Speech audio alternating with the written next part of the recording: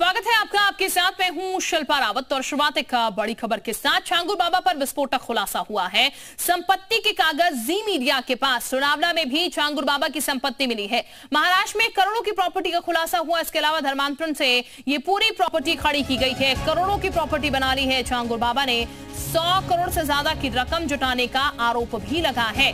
तो धर्मांतरण कराकर यहां पर तकरीबन 100 करोड़ की संपत्ति जो है वो जुटाई गई है। इस पूरे मामले में अब जांच शुरू हो चुकी है। और ये बता दें आपको, छांगुर बाबा पर यह विस्फोटक खुलासा हुआ। लोनावला में भी एक प्रॉपर्टी जो है वो छांगुर बाबा की मिली है और ऐसे ही कई प्रॉपर्टी जो है वो छांगुर बाबा ने बना ली है।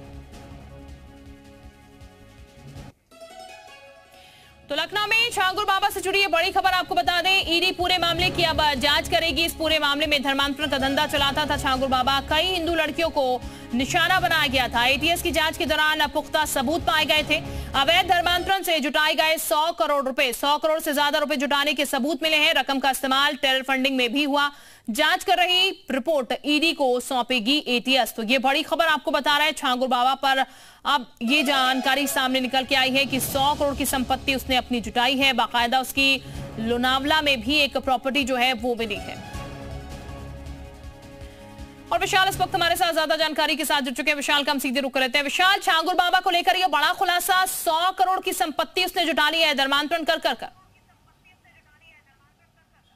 देखिए, बिल्कुल छांगुर बाबा की ये जो संपत्ति है ये लोनावाला की है और इसके एग्रीमेंट की जो कॉपी है वो जी उत्तर प्रदेश उत्तराखंड के पास एक्सक्लूसिव है। और इसमें आप देख सकते हैं कि छांगुर बाबा की बाकायदा एग्रीमेंट के नाम से एग्रीमेंट हुआ था। ये फोटो जो है उसमें एग्रीमेंट पे लगा हुआ है। 17 करोड़ रुपए के आसपास की ये संपत्ति बताई जा रही है। इसके साथ साथ अलग अलग जगहों पर ये संपत्ति जो है बनाई गई थी और ईडी अब इस पूरे मामले को लेकर जांच करेगी। बलरामपुर के उतरौला में बाकायदा ये पूरा सिंडिकेट चलाता था धर्मांतरण का और उसके जरिए विदेशी फंडिंग होती थी। तो ऐसे में तमाम जो जांच एजेंसियां हैं वो तो जांच कर ही रही हैं और इस पूरे मामले को लेकर जो एफआईआर दर्ज हुई थी जिसमें छांगुर बाबा का नाम था, इसके साथ साथ छांगुर बाबा के बेटे और उसके सहयोगी को पहले ही एटीएस ने गिरफ्तार किया था। उसके बाद अब छांगुर बाबा की गिरफ्तारी हो गई है। और लेकिन जी उत्तर प्रदेश उत्तराखंड के पास वो दस्तावेज है जिन दस्तावेजों के आधार पर ईडी अब इस पूरे मामले की जांच करेगी। ईडी के पास ट्रांजैक्शन की एक जो सूची है वो पहुंच चुकी है और सबसे महत्वपूर्ण बात यह है कि जो पैसों का ट्रांजैक्शन किया गया है, विदेशी फंडिंग का जो पूरा एक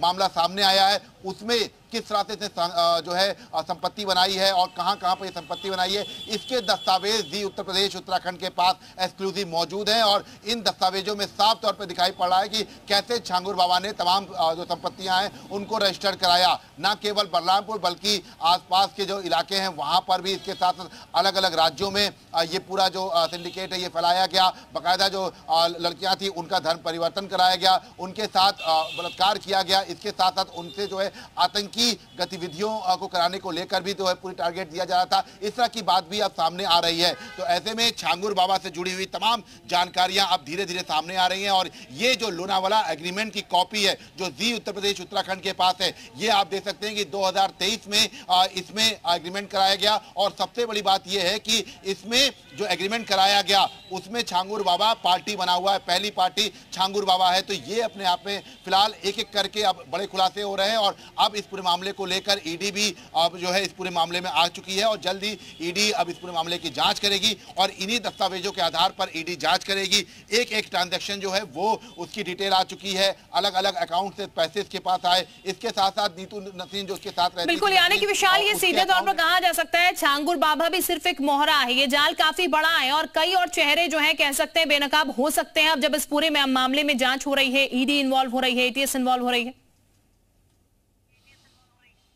देखिए, बिल्कुल निश्चित तौर पर छांगुर बाबा के पीछे कौन कौन और लोग थे, उसके कौन सहयोगी हैं, क्योंकि अभी भी उसके कई ऐसे सहयोगी हैं जो इस पूरे सिंडिकेट को ऑपरेट कर रहे थे। तो एटीएस अब इन सब चीज़ों को लेकर एक एक करके जांच करेगी। और सबसे बड़ी बात है कि एटीएस की जांच के साथ साथ अब ईडी भी इस पूरे मामले की जांच करेगी। और ये जो डॉक्यूमेंट ईडी के पास अभी दिए जाएंगे जो एटीएस की तरफ से, उन डॉक्यूमेंट्स के आधार पर यह कहा जा सकता है कि अभी ये जो पैमाना है जो 100 करोड़ का, ये आगे भी बढ़ेगा। मतलब अगर इसकी हम संपत्तियों की बात करें तो लखनऊ के गोमती नगर में भी कई संपत्ति बताई जा रही है। इसके साथ साथ ये लखनऊ में काफी दिन तक छुपा रहा गोमती नगर में। इसके साथ साथ आपको बता दें कि और भी जगहों पर जो है छापेमारी जो है वो जल्दी की जाए, क्योंकि छांगुर बाबा के जो तमाम जो सहयोगी रहे हैं उन सबको भी जो है धीरे धीरे ट्रैक किया जाएगा, उन सबको भी जो है जल्द से जल्द गिरफ्तार किया जाएगा और इस पूरे धर्मांतरण के रैकेट में जो जुड़ा रहा है। क्योंकि देखिए जो ये बलरामपुर का उतरौला इलाका है, ये समझने वाली बात ये है कि ये नेपाल के बॉर्डर के पास पड़ता है। ऐसे में उस पूरे इलाके में ठीक, यानी कि विशाल कई और चीजें अभी खुल के आना